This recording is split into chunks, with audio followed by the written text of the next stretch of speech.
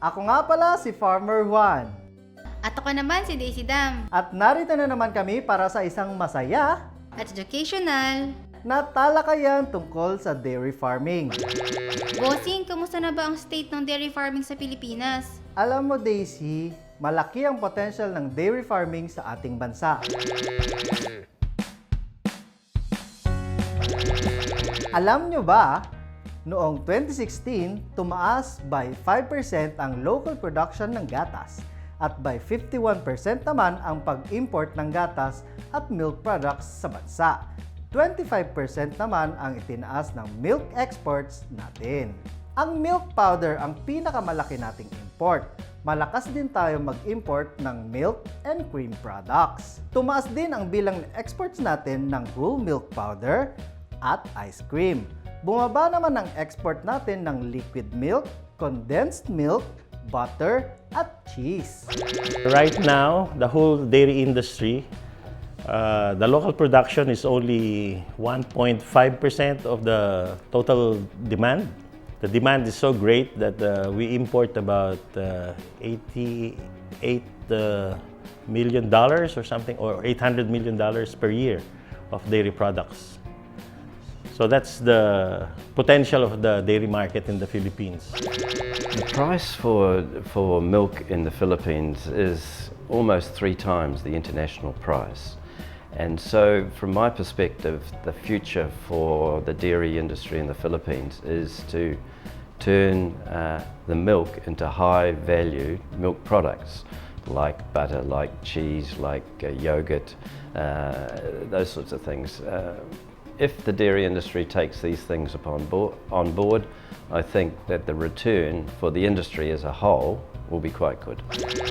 Sa ngayon po, around 50% ng raw milk namin is converted into plain fresh milk po. Tapos, varieties of products na lang po yung mga flavored milk gaya ng chocolate, oat, at strawberry. Nasa mga 30%. Tapos yung remaining na 20% po is nasa milk bars production po at sa cheese. Around 2% yata yung napunta sa yogurt. Yung finished product namin is dinidelivered namin siya sa Robinsons, mga supermarkets, mga 3 ata yan sila. Tapos mga private canteens ng eskwelahan. Tapos po yung iba naman po is nagnegosyo using Norient, they are our dealers po. So they are earning around 20% sa produkto po na binibenta nila, so nakakakita sila ng 20%. Bossing, kung maganda pala ang dairy farming, bakit kaunti lang ang dairy farmers dito sa bansa? Nako Daisy, marami kasing challenges sa pagde-dairy farming.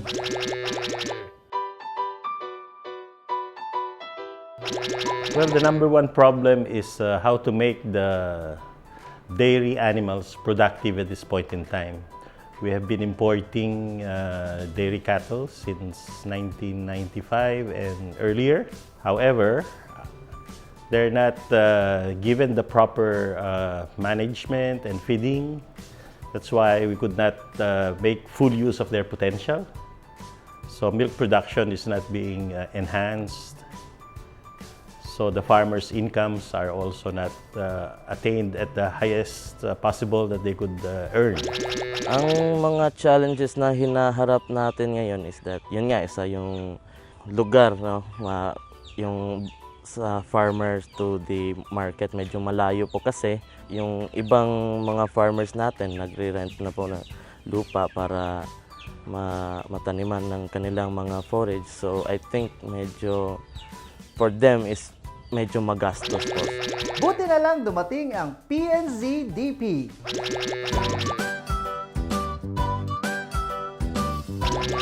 Teka, bossing, ano naman yung PNZDP na yan? PNZDP o Philippine-New Zealand Dairy Project.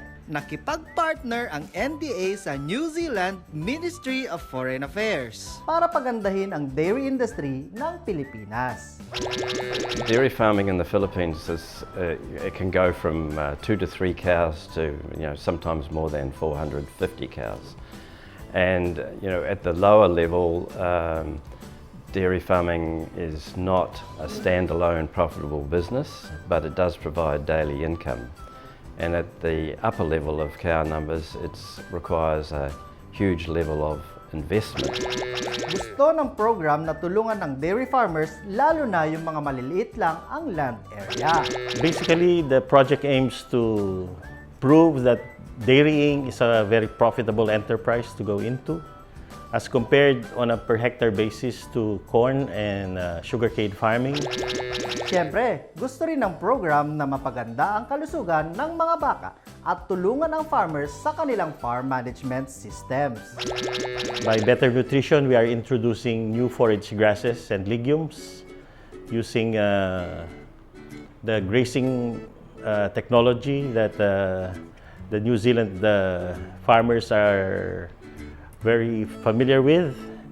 We are developing the skills of the farmers in business management, primarily to record their daily expenses and how much they earn per liter of milk, to provide them with the necessary information so they could decide what to do in their farm. Sa ngayon, merong 24 na focus farms ang PNZDP, tiga-6 sa North Luzon, Calabarzon, the Visayas, at Northern Mindanao. The focus farms were developed as learning farms for other farmers to follow. The dairy farmers around the focus farms would go into the focus farms on a designated date, and that's where they will see the new interventions from the project, particularly the new forage grasses and legumes and the electric fencing and grazing technology that we have introduced. Actually, yung Dairy Farmers Association namin dito medyo nawala. So, ako kasama yung mga taga-NDA. We're planning to reorganize yung mga dairy farmers para bumalik yung sigla ng dairy industry dito sa lungsod namin. Siyempre, yung farmers na kasama sa focus groups, binabahagi nila yung technology na natutunan nila sa iba pang farmers.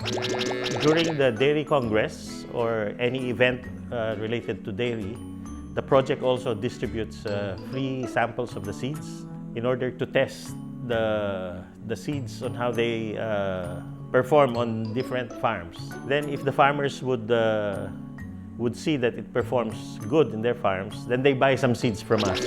Ginagamit ng farmers ang mga buto na ito para may supply ang nursery ng kanilang co-op. So pati yung ibang members makakakuha ng seedlings para sa kanilang farms.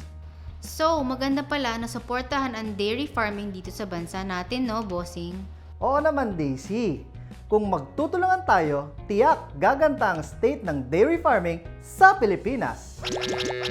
The New Zealand-Philippines Dairy Project has enabled New Zealand to share world's best practice on dairying, and we would encourage young budding entrepreneurs in this country to seriously consider the dairy industry as a future career.